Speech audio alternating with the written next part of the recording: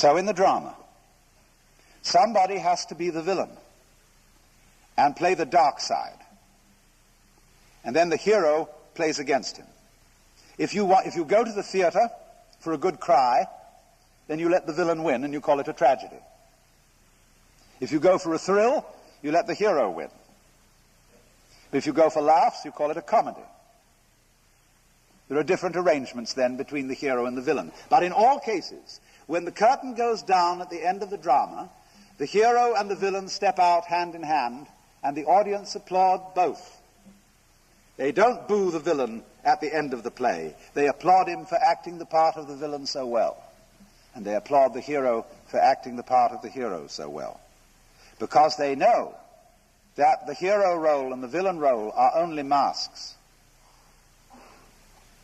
And so you see behind the stage, too, there is the green room, where after the play is over and before it begins, the masks are taken off. And so the Hindus feel that behind the scene, that is to say, in reality, under the surface, you are all the actor, marvelously skilled in playing many parts and in getting lost in the mazes of your own minds and the entanglements of your own affairs, as if this were the most urgent thing going. But behind the scenes, in the green room, you might say in the very back of your mind, in the very depths of your soul, you always have a very tiny sneaking suspicion that you might not be the you that you think you are. The Germans call it a Hintergedanke, a thought way, way back in your head that you will hardly admit to yourself. Because, of course, you've been brought up, most of you, if you were brought up in the Hebrew Christian tradition, it would be very wicked indeed to think that you were God. That would be blasphemy. And don't you ever dare think such an idea. Which, of course, is all as it should be, because the show must go on. Until, of course, the time does come to stop. Now, you will see that this involves two quite different ways of dealing with the fundamental question, two fundamental questions. One, what is man? That is, who are you? And in the Hebrew Christian answer, we more or less say, well, I'm me. I'm Alan Watts. I'm John Doe. I'm Mary Smith. And I firmly believe I am, because I really oughtn't to think anything else, ought I?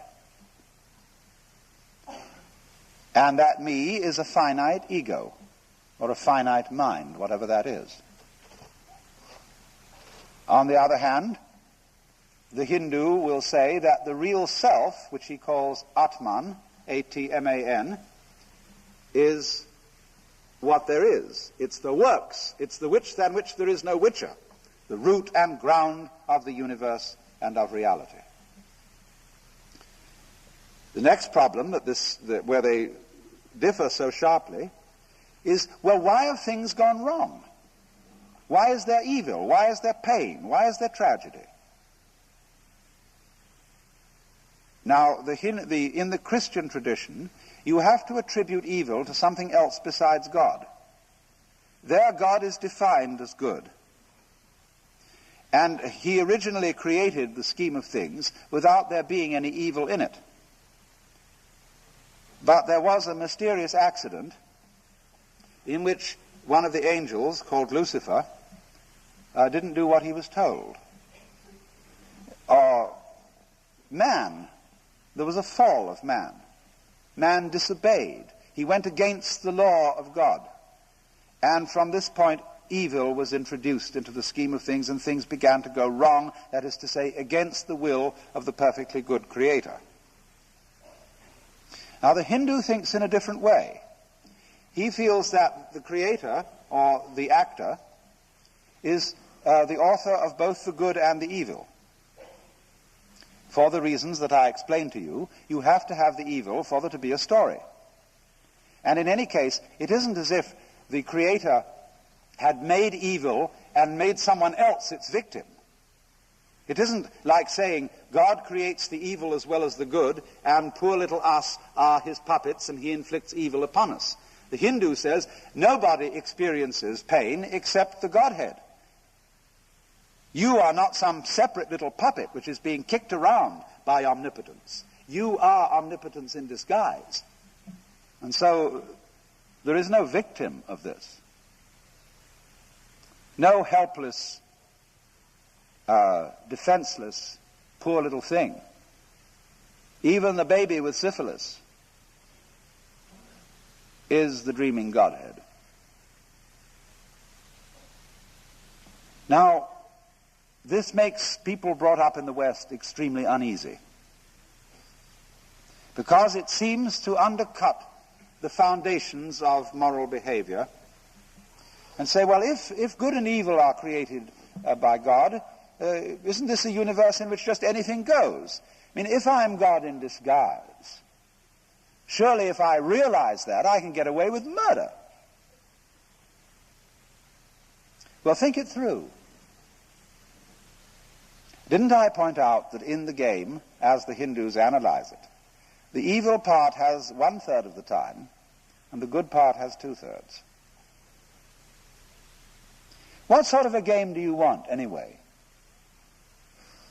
You will find out, you see, that all good games, games that are worth playing and that arouse our interest, are constructed like this. If you have the good and the evil equally balanced, the game is boring. Nothing happens. It's stalemate. The irresistible force meets the immovable object.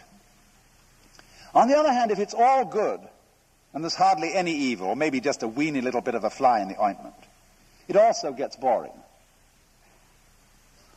Just in the same way, for example, supposing you knew the future and could control it perfectly,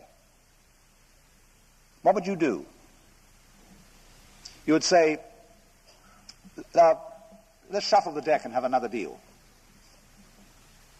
Because, for example, when great chess players sit down to a match and it suddenly becomes apparent to both of them that white is going to mate in 16 moves and nothing can be done about it, they abandon the game and begin another. Because they don't want to know. There wouldn't be any hide in the game, any element of surprise, if they did know the outcome. So, a game with good and evil equally balanced isn't a good game. A game with the positive or good forces clearly triumphant isn't an interesting game.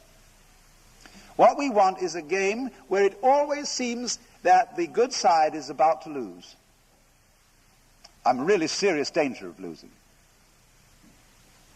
But manages always to sneak out. You know how it is in serial stories when they get the hero at the end of an installment in some absolutely impossible position, where it seems that he's going to be run over by a train because he's tied with his girlfriend to the rails, and you know somehow in the next installment the author's going to get them out of the difficulty. Only he mustn't do it too obviously, because you won't go on reading the next installment. So then what's necessary is a system in which the good side is always winning, but never is the winner. Where the evil side is always losing, but never is the loser. That's a very practical arrangement for a successful, ongoing game which will keep everybody interested.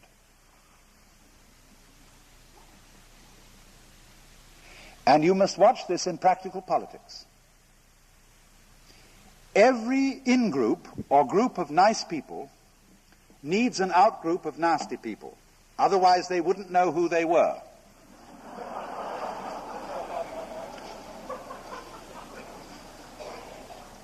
And you must recognize then that this out-group is your necessary enemy, whom you need.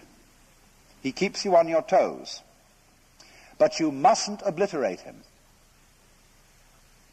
If you do, you're in a very dangerous state of affairs. So you have to love your enemies in this sense, regard them as highly necessary, and to be respected chivalrously.